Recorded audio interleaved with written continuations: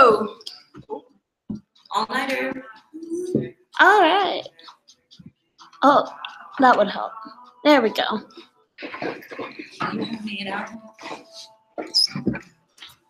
No, we need to scooch in here. Here, let's scooch back. There. Cool.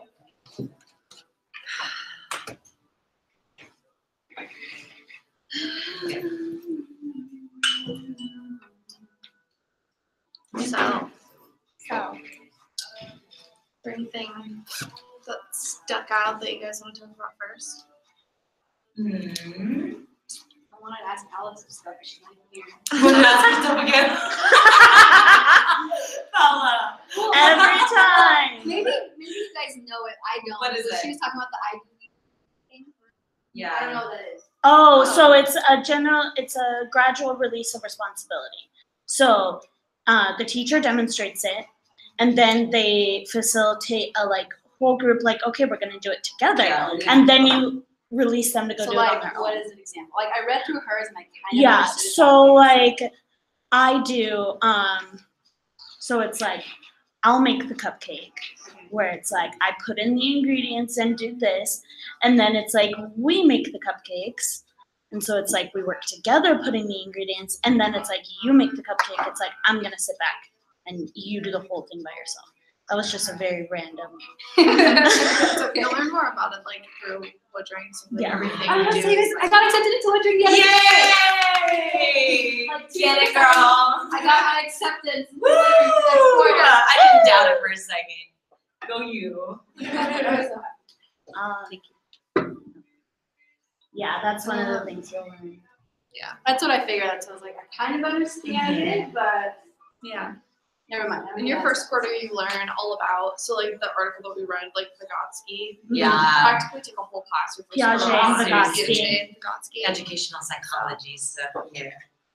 You'll learn all about it. I remember learning a lot about that, general psychology. Yeah. A lot of it, yeah. It's a little more in-depth and educationally Yeah. directed. Yeah. Yeah. It's focused on a lot of Piaget and Vygotsky because they were the main front runners for educational psychology.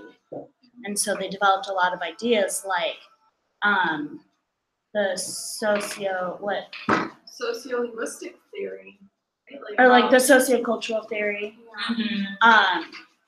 So, which is what Vygotsky did. Mm-hmm. And so I thought that it was interesting reading the article and seeing it focused on a different topic, because they would always say oh, it affects development like this and language, and it was always one of the things that just social factors affected, but it wasn't explicitly gone in depth. I don't know. I thought the Vygotsky article that we read, it seemed like it was kind of a lot about what we had learned about in class, but applied a little bit more. But Yeah. So it'll be familiar when we get to there. Yay. Well, I thought the Parihan article was really interesting. Yeah, I wasn't really expecting. I've never really heard of any culture that's kind of like that, Yeah. Yeah. Just trying to think back to anthropology. Really? Yeah. Oh wow. See, I haven't taken any class like that, so I was wondering. I did I was gonna start a whole bunch of Okay. And none of you haven't heard of cultures like that? You were Just one I- monolithic, don't wanna take not anything. like that. That's what I was trying to remember. I remember it catching a bit. It's really popular though. South America, but to where it's monolithic, they don't have abstractions or anything about the past. That would be that. yeah, or the farming thing. They were saying that they're not interested in farming because they can't imagine planning for a future that doesn't exist. That's Wait, crazy. oh, that's the reason why. They literally they can't think about the future because they can't see it. They can't hear about it from somebody else because nobody else can see it. And so the future literally doesn't exist. So they literally don't plan for the future. Yeah, so we don't know how that's gonna. It was super interesting. Yeah. No, I That's felt the wild. article. So it seemed a lot of people were saying, that the way he described their society was making them sound stupid. Yeah. But I felt the whole thing was kind of presumptuous because it was kind of implying that,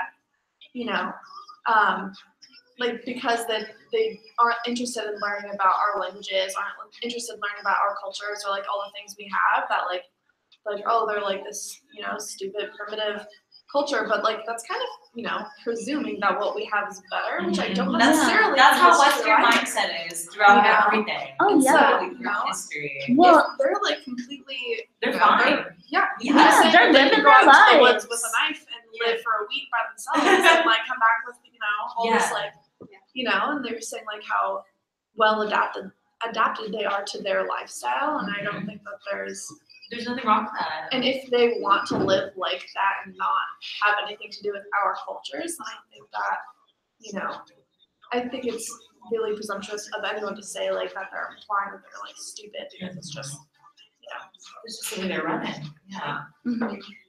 Well, and I liked what Everett said about how the language, because like there was so much critique about his article and saying like this is just like all these linguistics were like this is crazy and all this, and he's like, no, and this isn't an isolated case. It's just that we don't believe that anything like this is possible, so we don't seek it out. Mm-hmm. And I like how he called it was a severe counterexample to like basically it was the idea of universal grammar, that there's like one right way to do something and like the one right way of grammar. Mm-hmm. And so he was like, this proves that that's not valid. I thought that whole thing was interesting too, about how that whole theory of universal grammar, that like every single language has to have these things in common, and like I don't know, I think it's also kind of a common thing that not even just linguists but scientists in general trying to like decide like what sets humans apart from everybody else, because I think we're feeling like as a species we're like really looking for like proof that we're like better than the rest of the species on this planet, and that there's some like one identifiable physical like thing that's there that makes us better than everybody else, and that we can like I don't know, like I feel like all scientists are looking for that. And I just think also I think it's very possible that there isn't anything like that, and our language isn't different from languages of other like animals, like I feel like we don't have proof that other animals can't speak in a sophisticated way of their own. Yeah, they're communicating. Mm-hmm. Just because it's not real. Yeah, and I think it's, I don't know, I feel like it's very possible that there's nothing different about our languages other than, anything, I guess. We don't really have proof that it's more specific. We're just a linguist about everything. Yeah. It sort of just enforces the idea that English is a colonizing language. Yeah. And there was an article I was reading for another class, and they were saying that it was talking about the aftermath of 9/11, and it was coming from an Indian American person, and he was like, the U.S. isn't taking the time to think about the problems and tragedies that are happening in like South Asia and India, where they're like placing a lot of the blame on. Because and that's like the main problem in their foreign relations is just the sense of imperialism, and that we're gonna like stretch our power across the world, when really that's just like forcing our ideals. Mm-hmm. It's just always how it's been. Mm-hmm. It's America. Honestly, like there's no other way to say it. It's just how we are. That's how we were built as like a nation. Yeah. I think it's like more than just, I don't know. It's more than just America though too. Before America, it was England. Yeah. And it was France. It's just white men in general. Yeah. There you go. I think it's I didn't want to say it, but you wanted to. But it's interesting having it's interesting having the different power structures, because like you bring up, it's like before America it was England, and then I think it was like Rome, and like there just has to be someone who thinks that they are better. And like what does that do for other like subcultures like this Amazonian tribe? Yeah. Well, how did you think the tribe in the article connected to Vygotsky? Did you notice any connections there? The articles? Like with the mother singing to the child. Like how that mother was like singing to her child, but was actually like teaching her language. Like what kind of singing. Oh, the Brianna article. Yeah.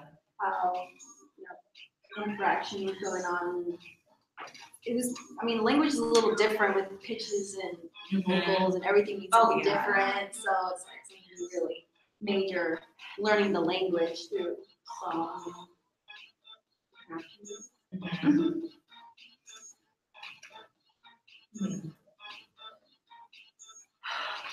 I guess that was like the whole basis of the Vygotsky article, right? Though, just like social interaction. Yeah, and everyone's born into different social environments, and that affects how they develop. Yeah. Wasn't that though not what Chomsky's was? Wasn't his idea like kind of the opposite, that like we're born with? Yeah, yeah, kind of like we have this innate ability to Learn. pick up. But I feel like haven't we kind of disproved that anyways though? Like you guys, that girl, I wrote it down, Jeannie. I don't know if you ever remember that story. I think we learned about it in our first quarter. About that girl in the 70s who her parents like had her locked in a dark room by herself for like her entire life, and she like, you know, had zero community, like couldn't talk at all. But it was like this big thing. So then they discovered like, no, you really aren't born just like with the ability to speak. Yeah. Because she had like no concept of it at all. She doesn't have to practice. Didn't get that social interaction. Yeah. Yeah, I don't know if it did like totally oppose Chomsky's. I don't know. I'm not, because I know she still learned how to talk, but like basic fragments to where you could kind of understand her. Jeannie? Yeah. I think that was after they like pulled her out though. Yeah, that's what I meant. Like Yeah, after they found her and they rehabilitated her and everything and started teaching her. But that's because they taught her though. Because Chomsky's whole thing is like, oh, we can talk. It's just like that's something we're born with, but you have to be taught that. You know? So Is that what Chomsky meant by like you can literally talk by yourself? Well, I don't it know. sounds like that. I don't know. I don't know. I didn't get it like vague, that. but I don't know. It kind of to me sounded like if you were taught, you can understand everything so much easier because you're born with this innate ability. Rather than you're born, you can talk by yourself. You know what I mean? I think that I agree that's how it is. I am a little fuzzy on whether or not that's what Chomsky is saying. Same. it's hard interpreting all those things. Yeah. There were definitely quite a few times that I got lost in the article. Do you have any other good questions that you don't And I have a whole page. Oh. Not really questions, I guess more just like kind of thoughts about that I had when I was reading your guys' stuff.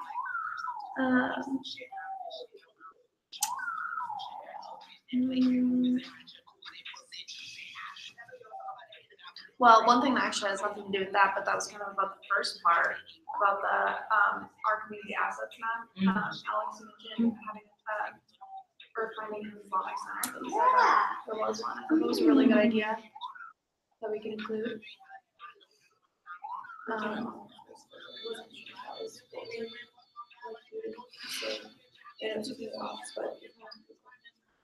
think it's a good idea. Yeah, it's a pretty good resource.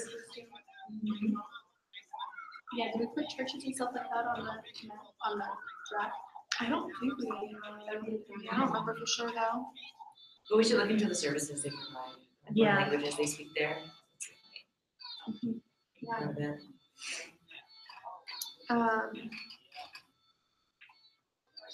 Did any of you watch this video? It was one of the optional ones, not one of the required, but the video of that.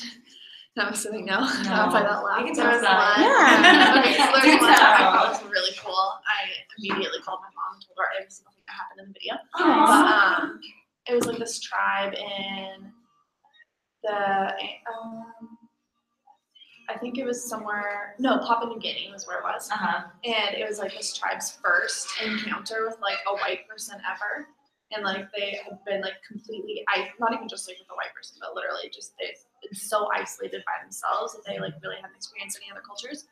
But they recorded their first encounter with like an outside community, and like it was so cool. There was like this look of just horror on their faces. At first, like they were so terrified of these people that just like looked so different. And you know, and this guy was like, you know, when he first saw them, he was just kind of like staying still and letting them come to him, like had his hands out and stuff. And they like slowly, I mean, it took like 30 minutes for them to like gain up the courage to like finally go up and like touch him. And they like just grabbed his hand, and then like, I don't know, like all these men just like came up to him and were like rubbing his arm, like had their hands in his hair. And then they like took him back to their camp and were showing them like mirrors and like cameras and voice recorders and all this stuff. And you know, it was a really cool video watching them go from like super terrified to then all of a sudden like curious and stuff, but then also like just like happy at the end too. Like, you know, they showed them all like interacting with all this stuff, like the voice recorders like made all the kids like just they were like dying laughing. They were like all on the floor laughing. So it was so funny because they were like making like clearly just like making funny noises into the voice recorder and like playing it back to each other. And like I don't know what it was, but it looks like that they like gave them a bunch of like vanilla pudding or something is what it looks like. And like the first person like tried it and like looked kind of hesitant, and then all of a sudden he like it seemed like he like yelled to everyone else that it was really good. And all of a sudden everyone's like shoveling vanilla pudding into their mouths and their hands, and it was just like so fun to watch like the looks on their faces this whole time. I don't know, it was really cool. Of course, it's also kind of like, I don't know, and then it got me thinking about like those, you know, what that would have been like.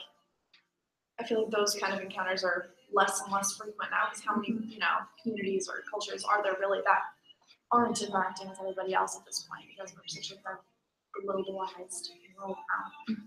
But like a couple hundred years ago, when that was something, like those kind of encounters were something that were happening quite often. It's like, I don't know. Generally now we look back and we're like, you know, like what happened when Europeans came to America, and so then it got me thinking about like those kind of encounters with Native Americans. Happy. You know, which ended up bringing crazy diseases and killing everyone and all that stuff. So, but I'm sure they had those kind of moments that looked like that too, but like in a big picture sense, it was just like this really horrible thing. So it was interesting to watch it about that.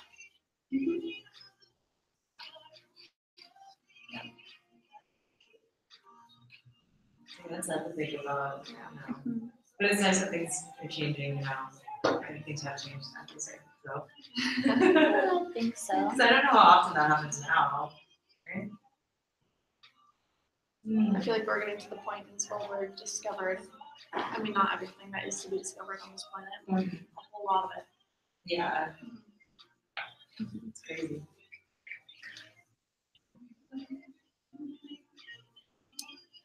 I think our role as teachers, we have an opportunity to instill like this curiosity and like desire to discover in the students.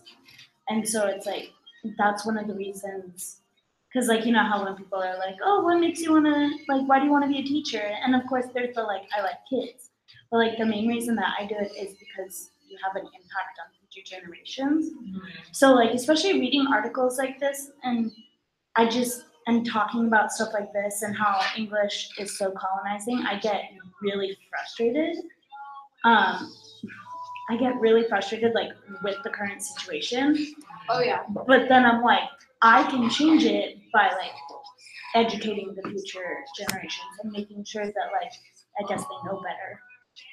So it's like talking about, or it's sort of like pushing, like we talk about in science, the idea of wondering and making discoveries. It's like, then it can encourage kids to like wonder about other cultures and get out of sort of the like, English is the only way. Right.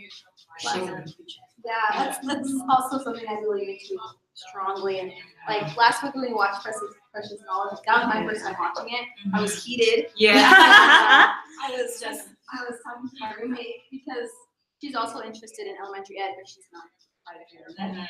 So I was telling her about it. Like, this is what's going on. It's just like made me angry to the point, it's like, you know, like, this is, I can do something about it later. Like, you know, and I talked to her about it and it made me sad because she's like, yeah, our system is really bad and I don't know if I want to be a teacher. Like, because of that. And I was like, but no. That's why you should be a teacher. That's what I said. I go, no, but you want to do this. Like, yeah, it's really bad. I don't know if I want to do it. Now this just like hurts me. Yeah, I know. That hurts me because I was like, I'm ready to go. Like, I'm ready to fight. Yeah. And she was just like, man, I don't know if I want to do it anymore because of something like that, like of how bad the system really is.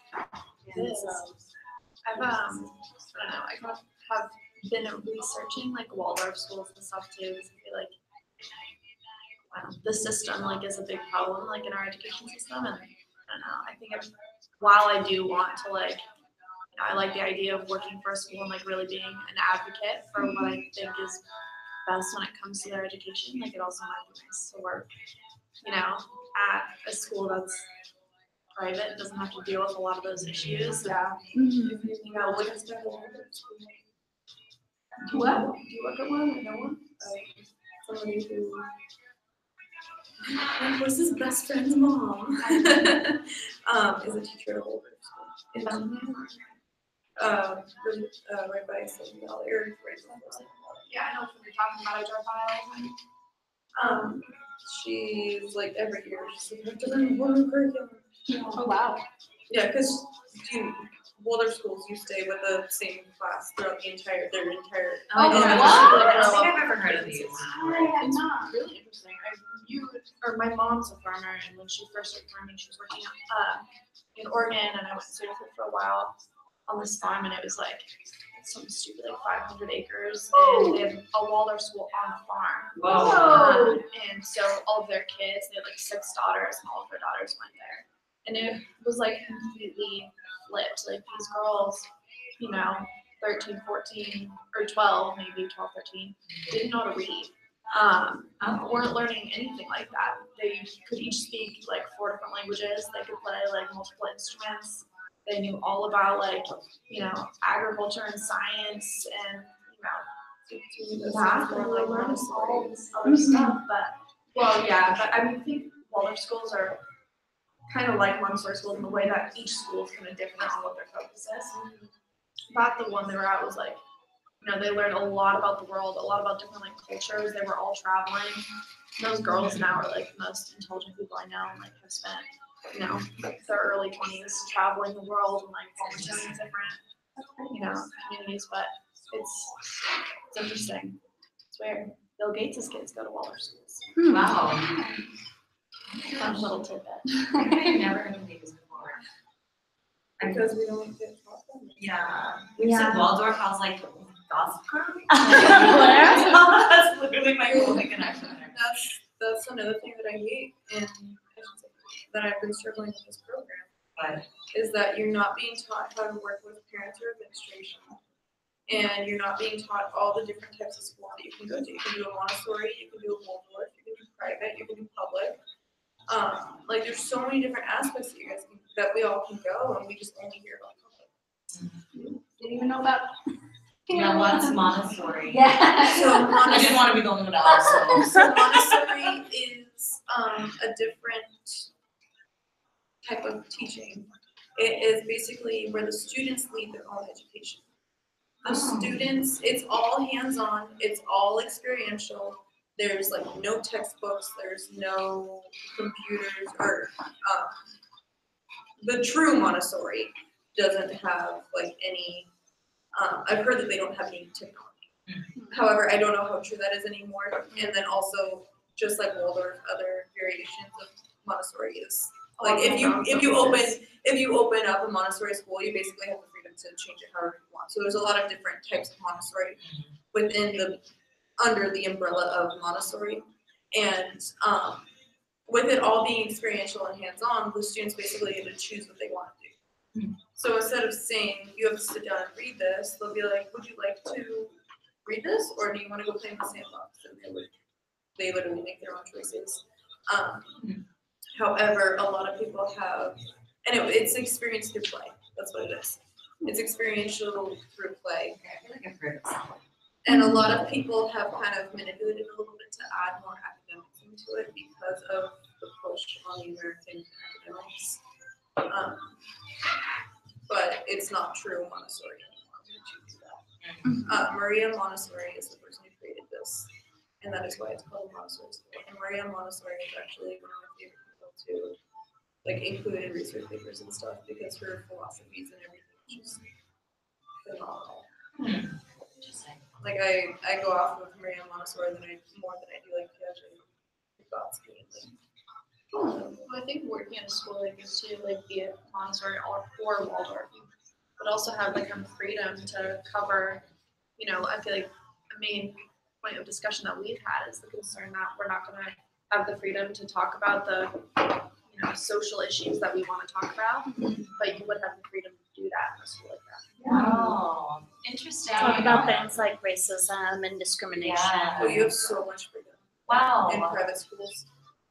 Oh my gosh, I had no idea. You basically create your own curriculum. Huh. Interesting. So that's why it's like really hard for me to just be like, oh, you do have other options. Yeah. I don't know. We do have other options, but I do also understand why they're kind of pushing us because, like, I mean, unfortunately, Waldorf schools and Montessori schools generally are like tuition-based schools, Yeah. like the kids have to pay for it. There's So so much you don't get under, Yeah. privileged kids there. That's why But you get it in a different way. When I was working at the private school, we had more behavioral, like, I don't know how to say this like in PC, but basically more behavioral problems with students being in a private school because their family knows that they need the private school, and so they bring them to the private school. And so it's a lot. But I understand what you're saying by the other aspect of things, the poverty. Yeah. So I understand that, but at the same time, like there are other things, there are other aspects of private school that come along with it. It's not, it's just the same. Yeah. No, I mean everything has its problems, and of course there's going to be kids, who are in private school that obviously need amazing teachers too. But I guess I'm just saying I do understand. While I wish that they were presenting more options for us, I do understand why Western really focuses in on. They don't get teachers in public schooling, Yeah. We're not going to get the English language learners or Exactly. Yeah, and I think bringing it back to Vygotsky, I feel that this like public school, private sort of debate can touch on that theory because it's about access. So like some people might not have the money to access a private or a Waldorf education. So they have to stick with public school. And so what sort of like, and so that's the society that they have access their to. social content. Yeah. What do you guys think about the money being taken from the taxes that we're all paying for public school already, being given back to the people and allowing them the chance to go to private school? Have you guys heard about that? Yeah, the ticket thing or something like that. A voucher. Yeah, the voucher program. So they're saying that they're, instead of like allocating kids to school based on where they live, they're gonna allow students like the money that they're gonna get in a public school to use that towards like going to a private school or like just paying for that education for work. Instead of being signed. You guys know that when we pay taxes, we're literally paying for public school, right? Okay, so what they're saying is that instead of you paying taxes for public school, they're gonna give that money back to you and allow you to choose if you wanna put it towards public schools or you wanna take your kids to private school. So that people who don't have the money to do private schools now have a chance to do private schools. I just think that that'd be problematic because less money is gonna go into the public schools. Yeah. And I don't know, some students don't have the ability to travel to like the private schools, like there's just a lot of different aspects, and I feel like in the long run that might be. I think the money generally the money that like each family will pay like in taxes to like schooling too still depends on your housing situation. So I feel like if you're living in a house where you're not really paying that much in like property taxes, like you're still not getting enough money to potentially. I feel like it doesn't really solve a lot of the problems. Well, I think also, like you were saying, taking that kind of amount of money out of the public schools is just gonna make everything worse, because we're even like striving for money right now as well. People aren't gonna choose to go to the public schools. Yeah.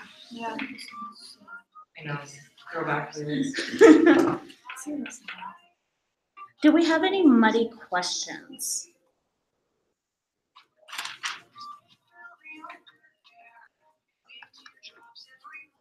Oh,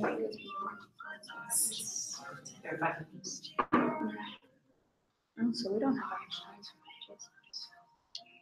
I'm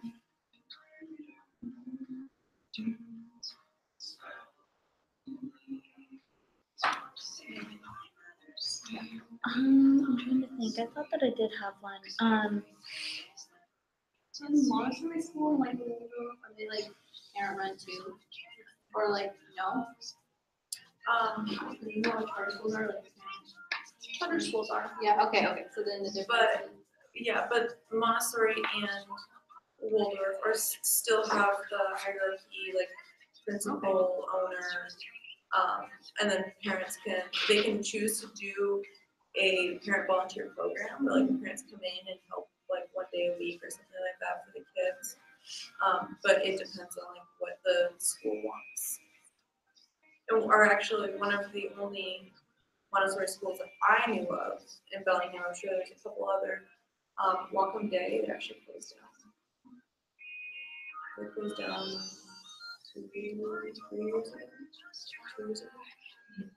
So I don't know if there are any other ones. I'm sure there are, but I don't know if there are any other Montessori schools. Yeah.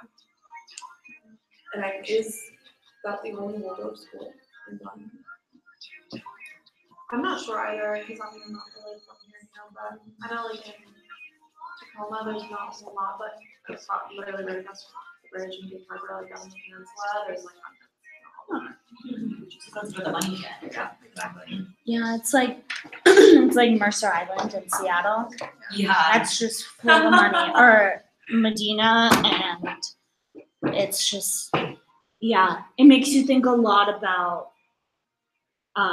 resources, and like I've been thinking about where do I want to teach, and like I want to go back to the Seattle area. I know that I don't want to teach in Seattle School District, but I'm like, do I go to a place that might have more resources, or do I go to a place that has less and actually like, I don't know, like actually have something to help? Yeah. Yeah. I think we all think about It's that. hard, yeah. Well, When and you go where the money goes, one big help though is the state has a loan forgiveness plan. So if you teach at a Title I school, Oh, really?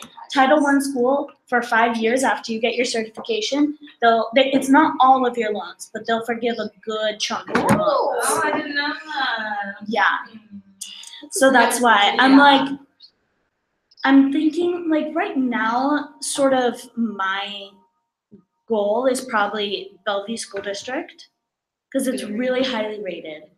But they do have Title I schools. And so it's an interesting area, because like there's downtown Bellevue, and there's like there's Microsoft and everything, but there's also like a lot of places nearby that are lower income. So I feel like that would be an interesting environment to be in. Mm-hmm. The best of both worlds over there. Any questions still? Yeah. I feel like this one, I don't really have a whole lot It of was questions, just because I felt like. straightforward. It was pretty This is stuff we straightforward. know. No, considering we read about Vygotsky so We spent a whole quarter on Vygotsky. well, no, only half, because then the other half was Piaget. Piaget. And they even overlapped a little bit too, so a little bit more than half. Mitch. What did you guys think about how, Like, we were asked that question, or maybe no, we weren't, maybe I was asked this question in my jigsaw, that, like how, how everyone was like all mad at that guy Everett, like, you know, was just outraged by what he said about that tribe. But it asks, like, what does this say about, like, linguistics as a field? Yeah. Just that everyone was so quick to, like, defend Chomsky's idea and, like, not ready to admit that he could possibly be wrong at all. That's one thing that's kind of interesting to me is I've never thought about what is wrong with linguistics. Because I've always thought of linguistics as just a system, like grammar. Like it's just That makes sense though. yeah, it's not like it's not a social construct. It's not like it's not I don't know, it's just set in stone. I guess that's the best way to put it. And so I guess a muddy question could be like, what is wrong with linguistics? Like it's very broad, but like what I don't know.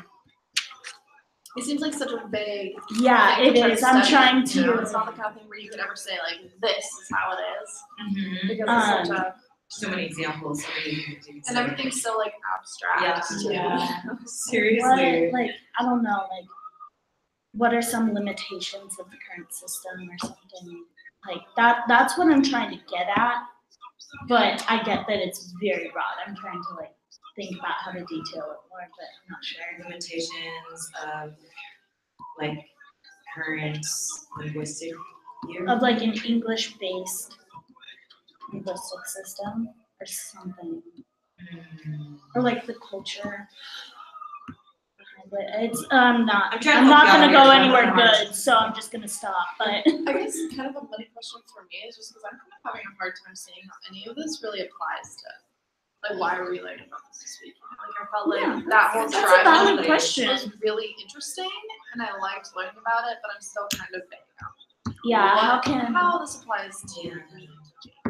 how can the information we learned in that article apply to teaching in American schools? Yeah. You're right. It was kind of out of place, you know. Yeah.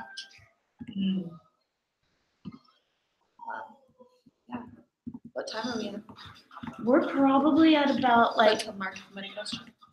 oh shoot, we don't have the time. We're gonna say like 45 minutes. Are we done? Does anyone have any final thoughts? Do we not need to have 2 many questions? We do have two. Because there was sort of Do you want yours? Because you were kind of like. mine was very confusing, so Yeah, so I'm it's okay if it I is think we not. should maybe come up with Yeah, we can come up with another one. at least. I think we did say though, at the beginning of the quarter, we needed 1 to 3 many Oh. questions. Oh, That's what really? she said. Oh, I thought Okay. it was 2. Okay. Okay. I think. Yeah. And I mean, like we said, this article was like, this information was pretty straightforward. So, yeah. Got it. All right.